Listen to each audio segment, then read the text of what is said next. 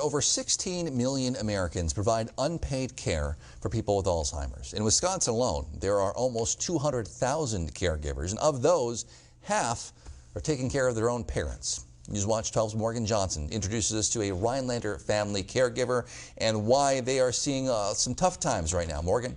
Justin, among those caregivers you mentioned, over half take care of their parents, like Diane Van Landingham. She has a string of dementia running in her family. I heard about her journey as a caregiver today.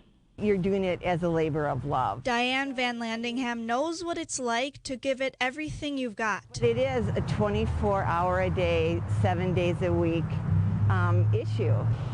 As much as she can, Diane goes to see her mom at Rennes Nursing Home. We knock on the window and we talk on the phone through the window, one-on-one. Her mom, along with 3 other close family members, have been diagnosed with dementia. It started with my dad.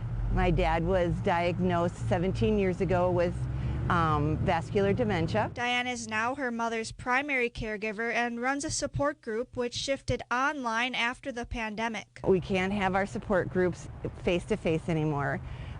We do virtual meetings, and I do co-facilitate a virtual meeting. The connection is vital for busy helping hands that are often challenged by the task of caregiving. You're tired all the time. You're worried all the time. You think that no one else understands. You're very much alone. Sometimes alone together. There's a lot of people out there that are at home thinking the same thing that you are. Being a caregiver does have its payout. Only Diane's reward doesn't come as cash or check. If you're working somewhere, you usually get paid.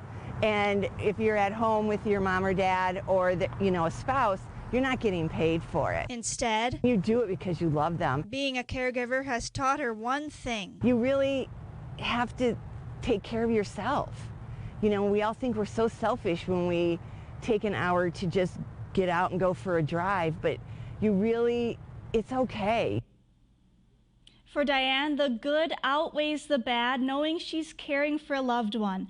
Diane hopes that people who are in the same position as her take the time they need to care for themselves. Thanks, Morgan.